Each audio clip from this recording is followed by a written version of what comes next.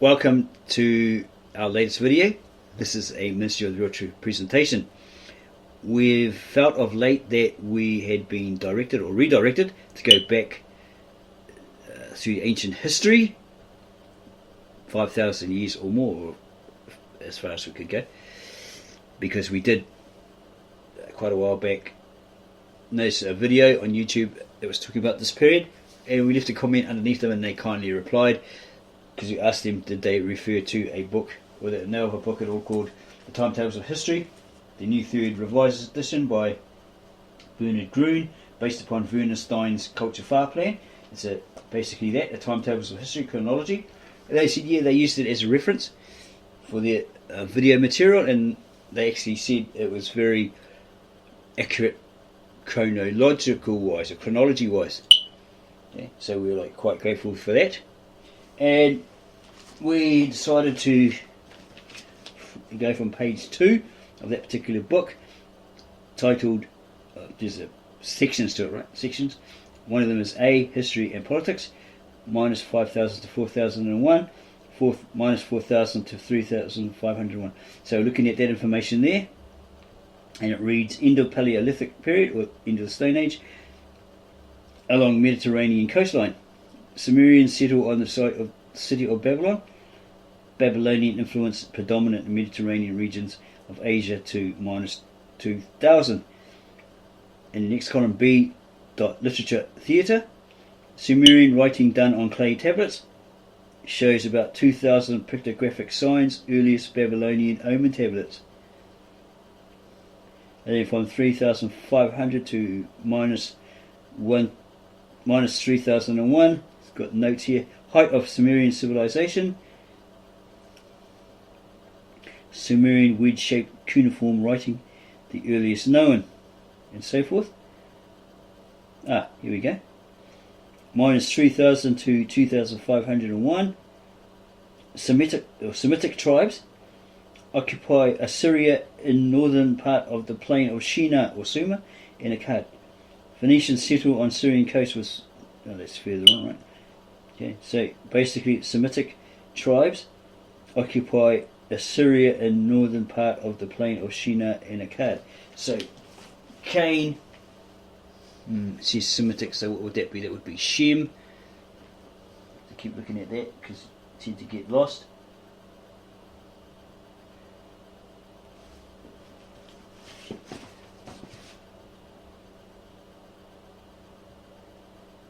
What was that? Semitic tribes occupy Assyria in northern part of the plain of Shi'nar or Sumer in Akkad. So these are the sons of Shem or Sem, Semitic. Okay, here we go. And these are the birth records of the children of Noah, Shem, Cam and Japheth, to whom was born children after the flood.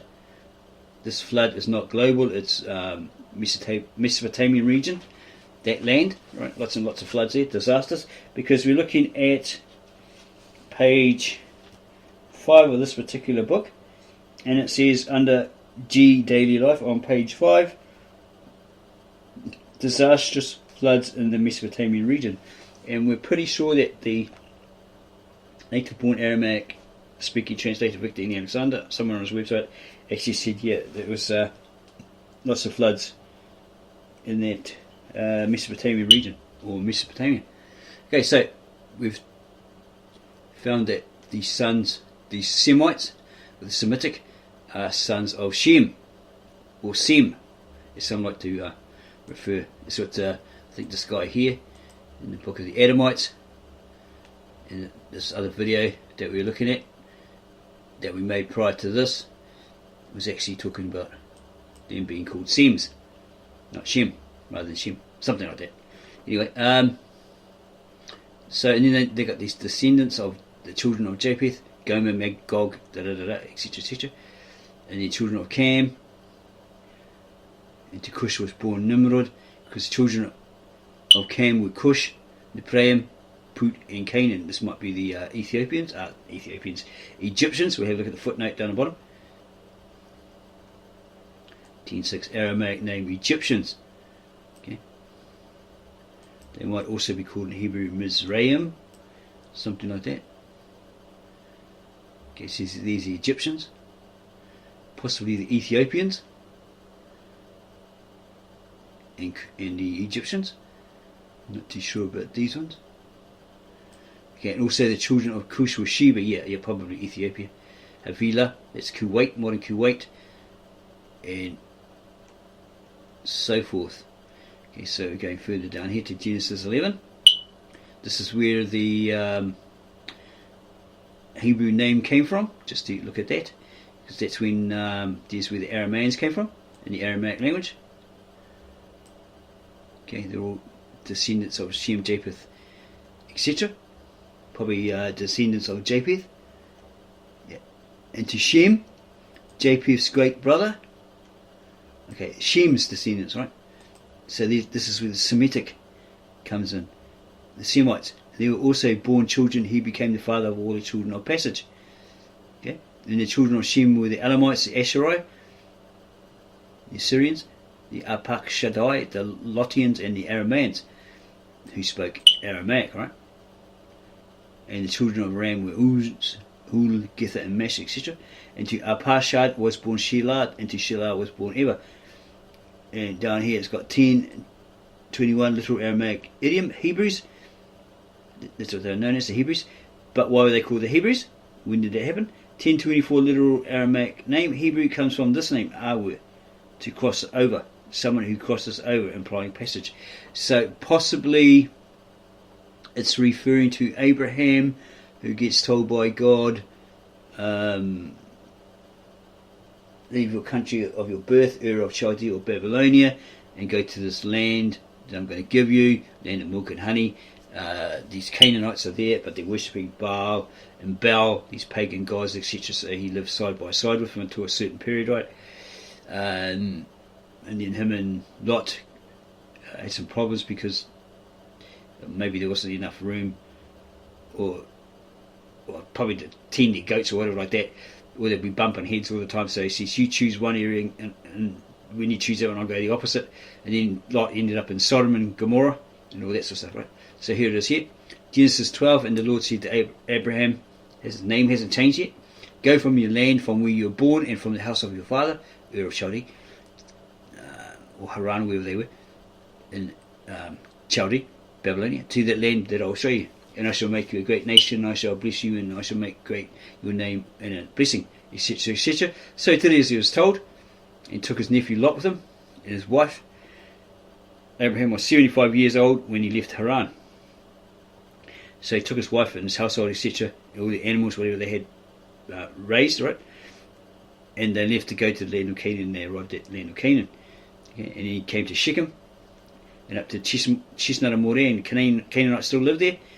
And the Lord revealed it to Abraham and told him, to your offspring, or your descendants, your sons and your daughters, etc., and your descendants, I'll give you this land. And he built an altar for the Lord there where this was revealed to him. Okay, so he builds the altar first, and then God speaks to him and reveals it, right? Okay. So that's where they ended up. So he becomes, that's probably what we're getting at. He did this passage. I don't know if we went over the rivers, or a couple of rivers. We may be confused with something else. But these people made this passage, so it's probably referring to him going from Ur of Chaldea to the land of Canaan. You'd have to have a look at a map to see where that was, see if they actually went across some rivers or something like that, or a great expanse of water to that land. And that's why they were called the Hebrew, or the Awer, someone who crosses over, implying passage. Okay? Even though he was from Chaldea, right? Him and his people get called this name because they did this. They made this passage, and then the Hebrew nation went from there. Okay? And then the Israelite, Jews, etc. Okay, so look at this. We have all this lineage here, all these different nations that came, the descendants of these nations that came from these three sons. It's really, really interesting. The Asherai, the Arameans, the Hebrews, It's all there.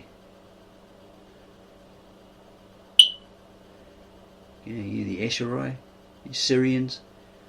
Brilliant. So yeah, we were thinking earlier, yep, okay, so these people that were in Sumer, you could say they were Sumerians, even though they might not have had chosen that name. We are the Sumerians, they might have said we are the Babylonians, right? Okay.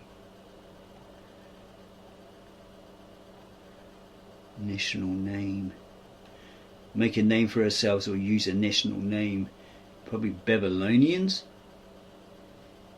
Not so much Sumerians, or maybe it's the name of the city and that tower, the Tower of Babel, but one of the cities built there was, well, it's in that Sumer's in that Assyrian desert region, isn't it? So maybe they came to be known as the Sumerians, and that's where it all started from. Yeah, the Sumerian nation. Okay, so we're going to have a look at, okay, we'll go back here, we jumped the gun. Okay, there is a verse on Nimrod, somewhere up here, just got to find it again. Wish he had one of those highlighting pens and we could do that. Some of these add-ons don't even work, don't highlight nothing. Where is it? Nimrod, where's Nimrod? Down here somewhere. Where was it? Was it when Noah came out of the ark? I'm sure it's here somewhere. Oh, here we go. And to Cush was born Nimrod. Who's Cush that? And the children of Cam were Cush. So this Cush had a son called Nimrod, who began to be giant of the earth. He was a lion-hearted giant before the Lord. That is why it is said, like Nimrod, a lion-hearted giant before the Lord. And he was the head of his kingdom. So he was a king, right? Which included Babylon, Iraq, is that Uruk, Akkad, and Caral in the land of Sumer. From those lands there emerged the Asherai, who built Nineveh and the towns of Rehoboth and Caral. Okay, so that's where these Assyrians, or this sect of, or people of the Assyrians of Assyria, the Asherai, came from, originated from, who built Nineveh. And Jonah went there and spoke to them about God's forthcoming wrath or something like that, and they converted, repented, etc., and so forth. So Nimrod was the head or the king of his kingdom, which included Babylon, Iraq, Akkad or Akkadia, and Caral in the land of Sumer. Okay, so in that region, right? 10. Is it 10? 10. Literal Aramaic name, possibly where the name Iraq came from, although Iraqis are predominantly now Arabs. Yeah, it's all Muslim, right? They invaded it. The name may have survived in the folklore of the minorities, the descendants that still inhabit the land of ancient Mesopotamia. So there's probably a small amount of them, the descendants that are still there, right? Okay, go back and have a look at that again. Iraq. Oh, okay, yeah. Possibly where the name Iraq came from, so it's not Uruk, it's Iraq. It's pretty close to Iraq, right? Okay, and he's the descendants of Shem, etc. Abraham goes from Ur of Chaldee to this other land, land of the Canaanites. It becomes called a Hebrew. And then there's a famine in the land, so he goes down to Egypt, who had plenty because of that river Nile, planting harvests on the other side of it when it flooded. That soil was really great. So they all got together, planted, and then when it was harvest time, they all got together again, dropped their tools, art, paintbrushes, whatever they were doing, because they're artisans, builders, all that sort of stuff, and they gathered this harvest and put it into the tombs or barns or whatever, right? Storing it, right? So they had plenty. So when there's a famine in Goshen, etc., or places like that, they all went to Egypt. Okay, so having a look at the history of Nimrod, not to be confused with Burst Nimrod, whatever that is. an archaeological site in Babylon province, Iraq. The ziggurat is today one of the most vividly identified surviving ones, identified in the later Arabic culture with the Tower of Babel. Okay. However, modern scholarship concludes, okay, so they may be saying that's not actually it. This is supposed to be that tower, right? It's still there today. Maybe that's why Saddam Hussein wanted to rebuild it, dry up the Euphrates and start a war or whatever it was, apparently.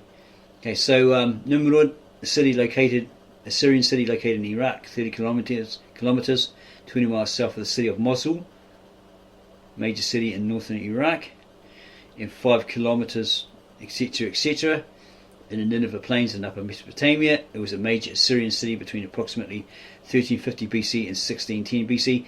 The city is located in a strategic position, 10 kilometers, etc., etc., north of the point that the river Tigris meets its tributary, the Great Zab. It's one of heads, right? A tributary or affluent is a stream river that flows into a larger stream or main stem or lake. A tributary does not flow directly into a sea or ocean. Tributaries and the main stem river drain surrounding drainage basin, etc., etc. So it's like in Genesis where it says there flowed a river from out of Eden which watered all the vegetation, trees, etc. Right? Then it splits into 4 tributaries or heads: the Gishon, the Pishon, the Tigris, Euphrates, etc. Right? So that's what it's talking about there. Don't know what the Great Zab is. Upper Zab. Okay. It's a long river flowing through Turkey and Iraq. It rises in Turkey near Lake Van and joins the Tigris in Iraq south of Mosul and so forth. Okay, let's see some information here. The ruins of the city were found within 1 kilometer. The modern day Assyrian village of Numania. Looks like it's got God on the end of it. Numania. This village in the Nineveh government, Iraq, is located near the ruins of the city of Nimrud in the Al-Hamdaniya district in the Nineveh Plains. Oh, that's interesting. The name Nimrud was recorded as a local name by Carsten Niebuhr, whoever that was. German mathematician, cartographer. Okay. In the mid-18th century, in the mid-19th century, biblical archaeologists proposed the biblical name of Calhu, the biblical Kala, based on a description of the travels of Nimrod in Genesis 10.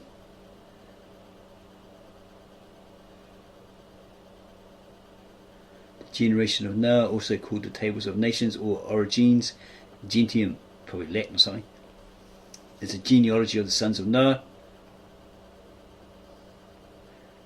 according to the Hebrew Bible, in their dispersion into many lands after the flood, focusing on the major known societies and so forth. More information here. In 2015, a terrorist organisation, Islamic State of Iraq and the Levant, Middle East, right, ISIL, announced its intention to destroy the site because of its un-Islamic Assyrian nature. In March 2015, the Iraqi government reported that ISIL had used bulldozers to destroy excavated remains of the city. Several videos released by ISIL showed the work in progress. In November 2016, Iraqi forces retook the site, and later visitors also confirmed that around 90% of the excavated portion of the city had been completely destroyed. The ruins of Nimrud have remained guarded by Iraqi forces ever since. So we have some information on that. The destruction of Nimrud and the ethical dilemma, 2020. And here's an article on that. That in 2015, the terrorist organisation ISIS destroyed the Northwest Palace and did extensive damage to the larger site of Nimrud. Many cultural artefacts from the palace, such as the Lam Masu, were either broken or stolen. The ransacking of Nimrud offered opportunities for financial gain. They could buy weapons or that sort of stuff, possibly, as ISIS looted many artefacts and sold them illegally. Although the destruction of Nimrud was condemned by the UN as a war crime, it has been difficult to begin to repair the damage while Iraq remains a conflict-torn country. And why do they do that? Okay, so ISIS released a video showing fighters destroying Nimrud, boasting, right? Using sledgehammers, power tools, bulldozers and explosives, they demolished the extremely important cultural and historical site. The destruction of the palace was part of a propaganda campaign that also involved videos of militants tearing down artworks at the Mosul Museum in Iraq. Although claimed to be religiously motivated, these violent acts also served ISIS's goal of erasing the past and demoralizing local efforts to establish a new regime. Okay, so they claim it was religiously motivated. They just wanted to destroy it, wipe it out, so there's no history. Maybe it's part of a greater plan, right? By some other party. Okay, behind the scenes, his response to the destruction. Since the recovery of the site by Iraqi forces in 2016, little progress has occurred in reconstruction. In 2018, the Iraq government announced a 10-year, $100 billion reconstruction plan. The Smithsonian Institution in Washington, D.C. also involved in efforts to restore and preserve the site. However, the first part of the plan mainly involves assessment and documentation of the extent of the damage. The reconstruction will include both the repair of broken artifacts as well as the creation of 3D printed replicas of artifacts that cannot be repaired or have gone missing. A 3D printed replica of Lamasus was displayed at a UNESCO conference in 2017 before being sent it to Iraq, or sending it to Iraq as a symbol of support. There's a video on it. These are the old winged bull icons that Victor E. Alexander went into the documentary on to verify that they're not devils, they're not pagan, they're not Satan, all this sort of crap, right? They're part of the Mesopotamian history, probably guardians of palace or something like that, based around that cherubims or something. Okay. He did documentaries on it and got poo-pooed, which wasn't very nice. Okay, here's some information on the 215 attacks. Here's the old reliefs, Syrian reliefs, right? Yeah. So he's got, what do you call those slippers he used to get, dragon feet and all that. It looks quite interesting. Yeah, it looks quite, it's very interesting. It's probably a style of shoe. Okay, okay, that's good. That's a mythical animal, isn't it? So it's got claws. I was looking at this guy thinking it was his feet. Okay, yeah, excellent, beautiful. There's a lady on Facebook, the Church of the East. She's stitching, doing artwork on it, recreating these. Maybe like, I don't know, blankets or quilts or something, or some artistic work. It looks brilliant.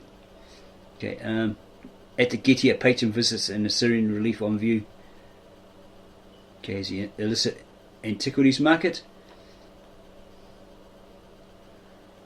It's just the attention surrounding ISIS' destructive effort has led to revelations about the terrorist group's extensive involvement in the illicit antiquities market, where they sell looted antiquities from cultural heritage sites like Nimrud.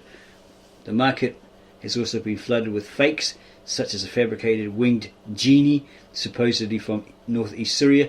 It was discovered selling for $200,000. Yes, someone's trying to make money there.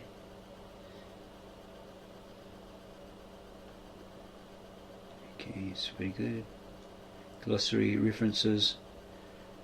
There's lots of information there. Sumer World History.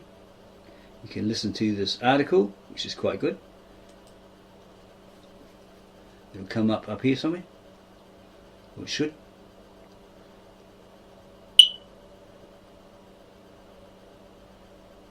Can you become a member? Close this message. Yeah, we did one before and it came up. Here it is here. This recording is brought to you by Ancient History Encyclopedia. Sumer, written by Joshua J. Mark and read by Richard Demont. Sumer was the southmost region of ancient Mesopotamia, modern-day Iraq and Kuwait, which is generally considered the cradle of civilization. The name comes from Akkadian, the language of the north of Mesopotamia, and means land of the civilized kings. The Sumerians called themselves the black-headed people, and their land, in cuneiform script, was simply the land, or land of the black-headed people, and in the biblical book of Genesis, Sumer is known as Shi'nar. According to the Sumerian king list, when the gods first gave human beings the gifts necessary for cultivating society, they did so by establishing the city of Eridu in the region of Sumer. While the Sumerian city of Uruk is held to be the oldest city in the world, the ancient Mesopotamians believed that it was Eridu, and that it was here that order was established and civilization began. The region of Sumer was long thought to have been first inhabited around 4500 BCE. This date has been contested in recent years, however, and it now thought that human activity in the area began much earlier. The first settlers were not Sumerians, but a people of unknown origin whom archaeologists have termed the Ubaid people, from the excavated mound of Al-Ubaid, where the artifacts were uncovered and first attested to their existence, or the Proto-Euphratians, which designates them as earlier inhabitants of the region of the Euphrates River. Whoever these people were, they had already moved from a hunter-gatherer society to an agrarian one prior to 5000 BCE. Excavations from Al-Ubaid and other sites throughout southern Iraq have uncovered stone tools from the Ubaid people, such as hoes, knives, and adzes, and clay artifacts which include sickles, bricks, painted pottery, and figurines. These peoples were the first agents of civilization in the region. At what point the people who came to be known as Sumerians entered the area is not known. According to the scholar Samuel Noah Kramer, the first ruler of Sumer, whose deeds are recorded, if only in the briefest kind of statement, is a king by the name of Etana of Kish, who may have come to the throne quite early in the 3rd millennium BC. In the king list he is described as he who stabilized all the lands. The Sumerian king list is a cuneiform document written by a scribe of the city of Lagash sometime around 2100 BCE, which lists all of the kings of the region and their accomplishments in an attempt to show continuity of order in society dating back to the beginning of civilization. As the Mesopotamians generally, and the Sumerians specifically, believed that civilization was the result of the gods' triumph of order over chaos, the king list is thought to have been created to legitimize the reign of a king named Utu-Hegal of Uruk, circa 2100 BCE, by showing him as the most recent in a long line of rulers of the region. Etana is famous from the myth of the man who ascends to heaven on the back of an eagle, and like other kings mentioned in the list, Duzumi and Gilgamesh among them, was known for superhuman feats and heroism. Utu-Hegal, it is thought, was trying to link himself to such earlier hero kings through the creation of the king list. Since the Mesopotamians believed that the gods had set everything in motion, and that human beings were created as co-laborers with the gods to maintain order and hold back chaos, the earlier writers of history in the region concentrated more on the links between rulers and their gods. Writing down the history of human accomplishment seems to have been considered a matter of little importance for these writers, and, as a result, the early history of Sumer has been deduced from the archaeological and geological record more than a written tradition, and much information is still unavailable to modern scholars.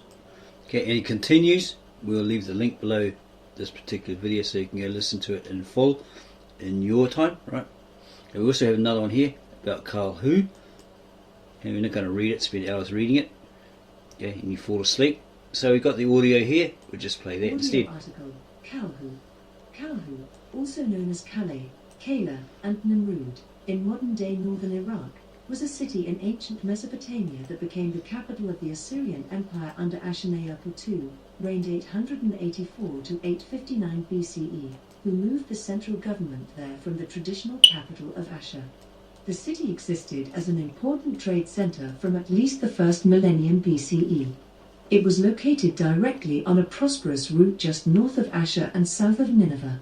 The city had been built on the location of an earlier business community under the reign of Shalmaneser I, reigned 1274 to 1245 BCE, but had become dilapidated over the centuries.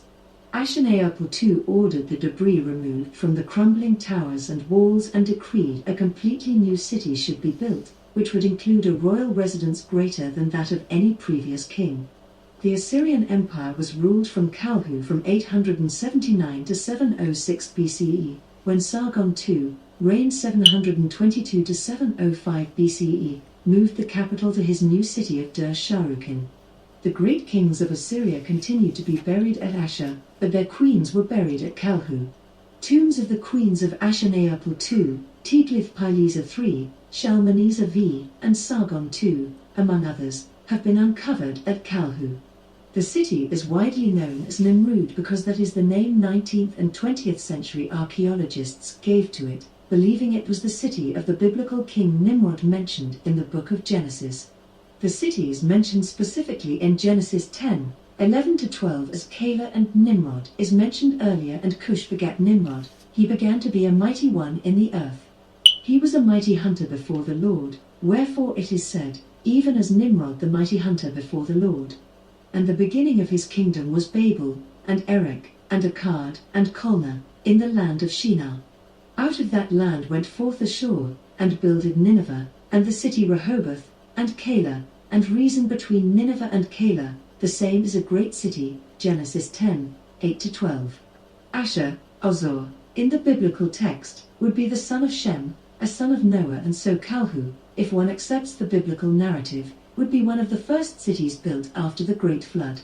Whether it in fact was, and whether there even was a Great Flood, is not as important in this regard as the fact that the narrative refers to Calhu as a great city, which attests to its fame and importance long before Ashurnapal II made it the capital of the Assyrian Empire. Whether one accepts the date of the book of Genesis's composition at circa 1400 BCE or even the traditionally assigned date of 1272 BCE. The new capital when he ascended to the throne in 884 BCE, Ashurnapal II instantly had to attend to revolts that had broken out across the empire. He ruthlessly put down all rebellions, destroyed the rebel cities and, as a warning to others, impaled, burned, and flayed alive any who had opposed him. He then secured his borders and expanded them through campaigns that filled the royal treasury with booty. Having secured his empire, Ashurnapal II turned his attention to his capital at Ashur, which he renovated, as he also did with Nineveh and many other cities during his reign. Ashur was among the most prosperous of the Assyrian cities and had been the capital of the Assyrian Empire since the reign of Adad-nari I, reigned 1307 to 1275 BCE. Once he had added his own adornments and improvements to the great city, Ashurnapal II now felt it was time for a change in its status. The residents of Ashur were proud of their city and of their prestige as citizens of the capital. It has been proposed by a number of scholars that Ashurnapal II wanted a completely new city, with a new population, that he could call his own in order to elevate his name above his predecessors and rule over a populace devoted to him, rather than to their city. This is only one theory, however, as it is not clear what exactly motivated him to move the capital from Ashur. He chose the ruined city of Calhu, and his inscriptions read the former city of Calais, which Shalmaneser, king of Assyria, a prince who preceded me, had built. That city had fallen into decay and lay in ruins. It was turned into a mound and ruin heap. That city I built anew. I laid out orchards round about it, fruit and wine I offered unto Ozor, my lord. I dug down to the water level. I built the wall thereof, from its foundation unto its top I built and completed it. The new city of Calhu covered 360 hectares, 890 acres, with a surrounding wall of 4.6 miles, 7.5 kilometers.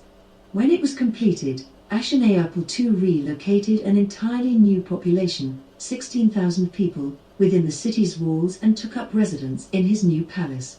According to the historian Karen Ragnar, Calhu's most impressive building at the time of Ashurnapal was certainly his new royal palace. At 200 meters long, 656 feet, and 130 meters wide, 426 feet, it dominated its surroundings, and its position on the citadel mound led to its modern name, the Northwest Palace. It was organized around 3 courtyards, accommodating the state apartments, the administrative wing and the private quarters, which also housed the royal women. Here, several underground tombs were uncovered in 1989, including the last resting place of Ashurnapal's queen Mulishu Mukanisat Ninua, the daughter of the king's cupbearer, one of the foremost officials at court. Her rich burial goods give a vivid impression of the luxury in which the king and his entourage lived. Okay, there's plenty more information there. Again, you can go to this website where we put the link underneath. and listen to it extensively, the whole lot if you like.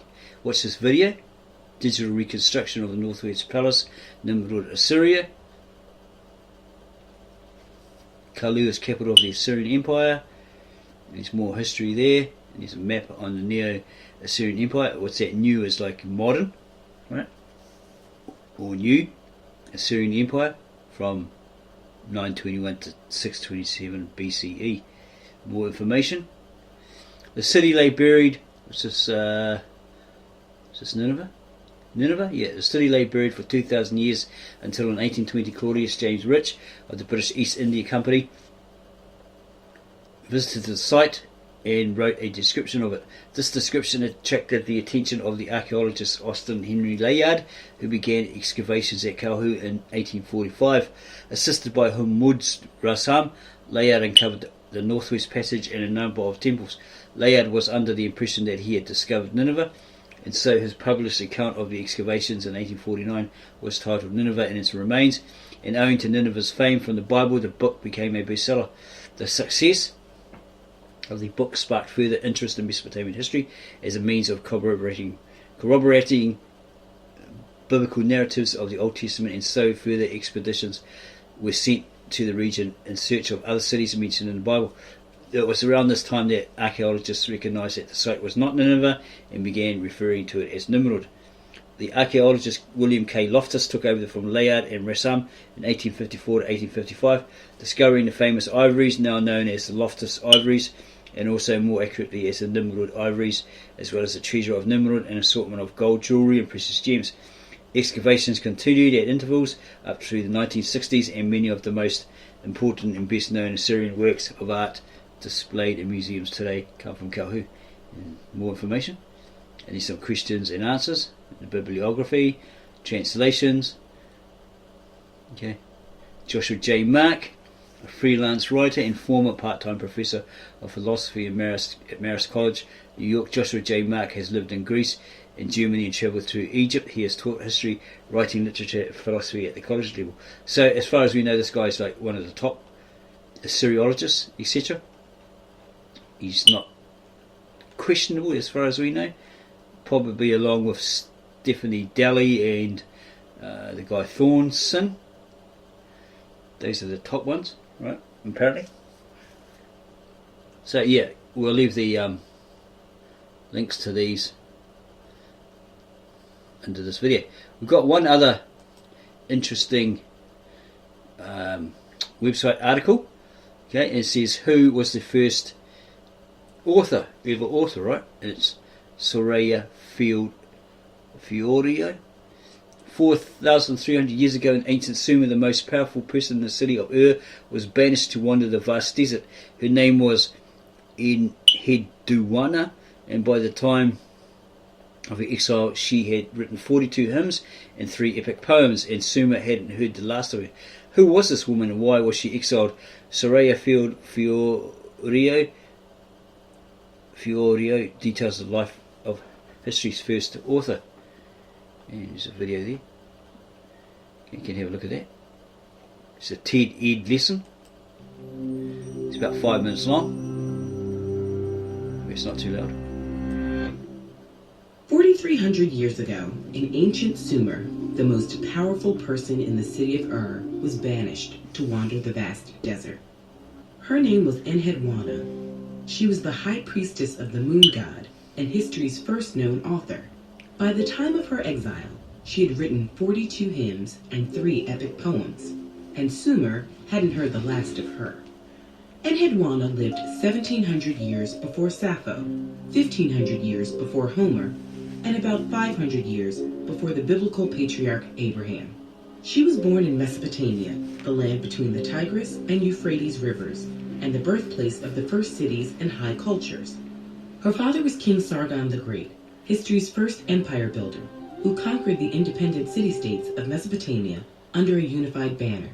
Sargon was a northern Semite who spoke Akkadian, and the older Sumerian cities in the south viewed him as a foreign invader. They frequently revolted to regain their independence, fracturing his new dynasty. To bridge the gap between cultures, Sargon appointed his only daughter, Enheduanna, as high priestess in the empire's most important temple. Female royalty traditionally served religious roles, and she was educated to read and write in both Sumerian and Akkadian and make mathematical calculations. The world's first writing started in Sumer as a system of accounting, allowing merchants to communicate over long distances with traders abroad. Their pictogram system of record-keeping developed into a script about 300 years before Enheduanna's birth. This early writing style, called cuneiform, was written with a reed stylus pressed into soft clay to make wedge-shaped marks. But until Enheduanna, this writing mostly took the form of record-keeping and transcription, rather than original works attributable to individual writers. Enheduanna's was a city of 34,000 people with narrow streets, multi-storied brick homes, granaries, and irrigation. As high priestess, Enheduanna managed grain storage for the city, oversaw hundreds of temple workers, interpreted sacred dreams, and presided over the monthly new moon festival and rituals celebrating the equinoxes. Enheduanna set about unifying the older Sumerian culture with the newer Akkadian civilization. To accomplish this, she wrote 42 religious hymns that combined both mythologies. Each Mesopotamian city was ruled by a patron deity, so her hymns were dedicated to the ruling god of each major city. She praised the city's temple, glorified the god's attributes, and explained the god's relationship to other deities within the pantheon. In her writing, she humanized the once aloof gods. Now they suffered, fought, loved, and responded to human pleading. Enheduanna's most valuable literary contribution was the poetry she wrote to Inanna, goddess of war and desire, the divinely chaotic energy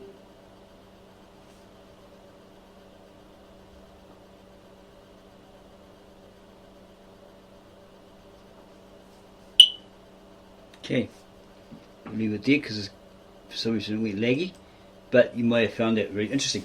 Okay, we're going to end our video there. Basically, sum this up. We basically were pondering about this, the people that, all the men that went to Sumer, Shi'nar, that desert region, and built that tower. Were they called the Sumerians, or did they refer themselves as the Sumerians, or did they call themselves a nation by another name, i.e. Babylonians? I think we might have answered that question. Let us know in the comments if you think we did or we didn't. That would be interesting, and we'll get back to you on that as soon as we possibly can.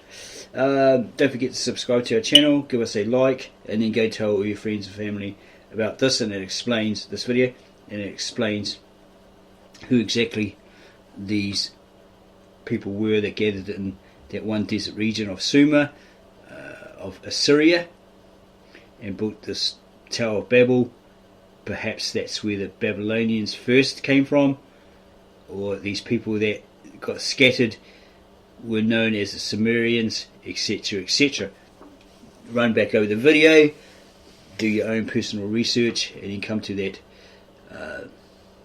conclusion or that understanding in your own mind that that's who they were.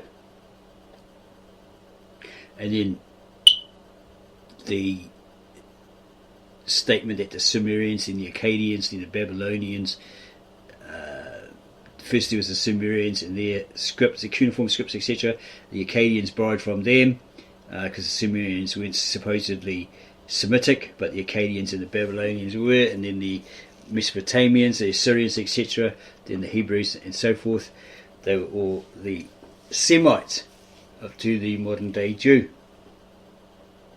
Yeah, it's a matter of doing your own personal research to figure that out as established fact or way off. We are the Ministry of the Real Truth. Hope you enjoyed it, and we'll see you again on another video.